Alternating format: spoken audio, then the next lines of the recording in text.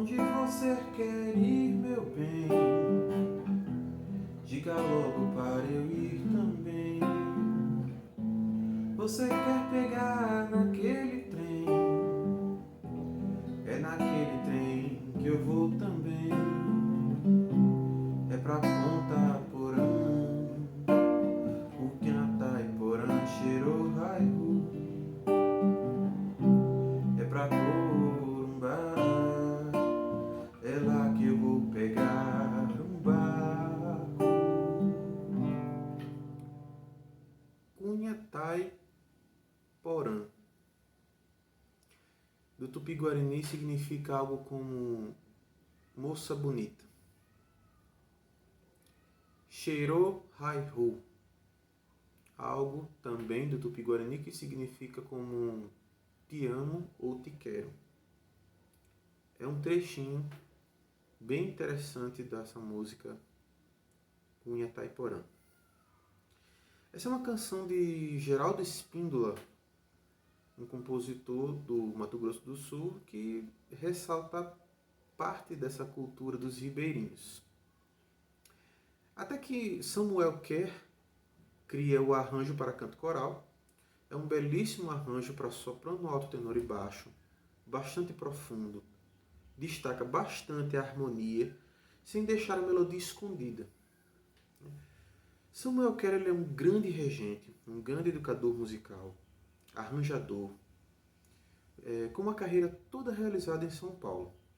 Estudou com grandes professores de renome, atuou principalmente na Igreja Presbiteriana Unida de São Paulo.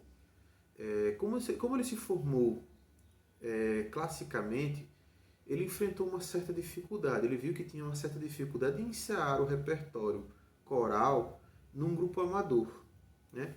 Já que era um profundo conhecedor do material primordialmente europeu.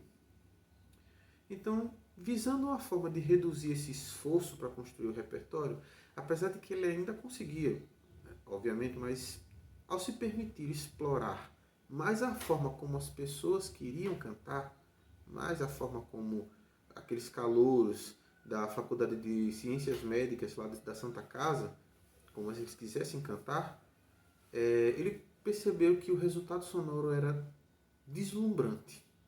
Foi assim como ele descreveu na própria fala, né? E aí começou uma série de desenvolvimentos de arranjos e de maneiras de se fazer a regência, a ponto de valorizar principalmente essas características que já eram naturais dessas pessoas que estavam buscando esse tipo de sonoridade, esse tipo de canto, sem precisar necessariamente fazer com que eles cantassem como os clássicos europeus. Isso, de certa forma, deu início a uma nova etapa na criação dos arranjos do Samuel Kerr. Ele começou a desenvolver arranjos das músicas para a própria comunidade. Então, não adiantava forçar as pessoas a cantarem como se canta na Europa, com as peças europeias que precisam das suas próprias características, né? Então isso cria uma maior intimidade das pessoas que vão cantar com a própria música, né? E em meio a esses arranjos surge Cunhataiporã. O arranjo tem uma ideia de se aprofundar nas maiores características da natureza. Isso é muito profundamente expresso no começo, levando os ouvintes a pensar no cenário descrito na própria partitura. O barqueiro desce o rio Paraguai, sons ribeirinhos, água, pássaros, barco a remo e a motor, vozes ao longe, canções ao vento. Esta seção pode ser repetida a critério do coral. Nessa hora, muitos coros costumam fazer vários sons da natureza, sem contagem de compasso, de tempo, de uma forma bem aleatória, até que subitamente o baixo surge aqui, ó, sozinho, com sua primeira linha musical, né? Os movimentos do regente seriam mais de acordo seriam feitas de forma bem simples, simplesmente a contagem de tempo, né, de uma forma leve, né, e bem destacada. Porque a entrada dos contraltos, que é a segunda voz que vai entrar, é uma entrada gradativa, entra um, depois o outro, né? Para que isso seja bem preciso. Inclusive o maestro pode orientar essa entrada com um sinal, ou seja, as duas mãos, enquanto uma faz a regência, a outra dá um ponto de entrada, né? Eu fazendo uma breve pesquisa, eu encontrei um artigo de Marco Antônio da Silva Ramos e Paulo Frederico de Andrade Teixeira. Nesse artigo dizia que os arranjos do Kerr, eles seguem uma certa linha de pequenas regras. Será que a Cunha Taiporã é diferente? Uma característica bem importante, bem interessante, segundo o artigo, que aparece nos arranjos do Kerr, é essa melodia principal distribuída entre os naipes e o jogo de pergunta e resposta. São duas coisas bem entrelaçadas, bem semelhantes, porque aqui aparece como se fosse uma espécie de cânone, em que entra primeiro as contraltos, logo em seguida os tenores, e depois as sopranos fazendo a mesma coisa. Cunha Taiporã Cheruai, Cunha Taiporã Cheruai, Cunha Taiporã Cheruai, e assim por diante. Outro aspecto importante é preencher os espaços vazios. Se prestar atenção, né, pelo menos na partitura aqui da Cunha Taiporã, a gente pode perceber que raríssimas são as pausas. Pouquíssimas. Nesse trecho que a gente está aqui, tem uma pausa aqui, somente nessas duas. Mais embaixo está aqui essa linha constante, né? Isso faz com que desapareça esse breve momento de silêncio, quase a gente não escuta, né? E também nesse pedacinho aqui, ó, tá no meio de uma polifonia tão grande que essa pausa quase não é sentida, né? É uma característica bem recorrente dos arranjos do Kerr, certo? Homofonia também é um recurso que ele utiliza, está aqui presente nesse próprio trecho mesmo, né? Então, todo mundo Cunha, Taiporã, Cheiro, Rai, né?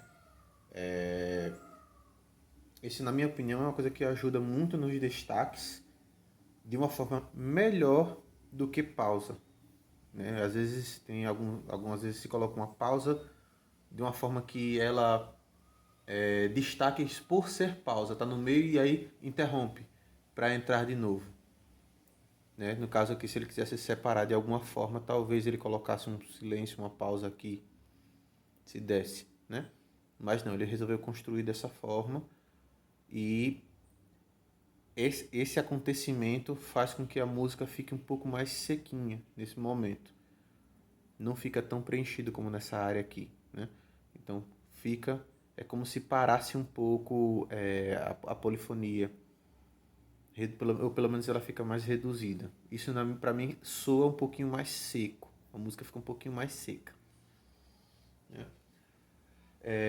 Fonemas onomatopeicos, né, que são sons assim que não tem muito, quer dizer, não sons, palavras, né, que não tem muito significado, que não tem nenhum significado, mas que ele usou como um recurso também para preencher harmonicamente. Ao invés de ficar usando o a, ele colocou essas palavras que aparecem desde o início, lá desde o início do arranjo, né? Puipen, puipen, puipen, wo, wo, wo, wo. Isso acontece muito.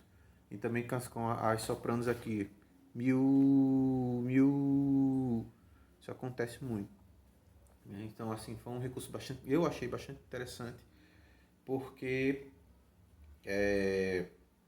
preencheu os espaços harmônicos sem necessariamente utilizar coisas tradicionais, como o, que as pessoas não talvez se sintam pouco desconfortáveis em fazer.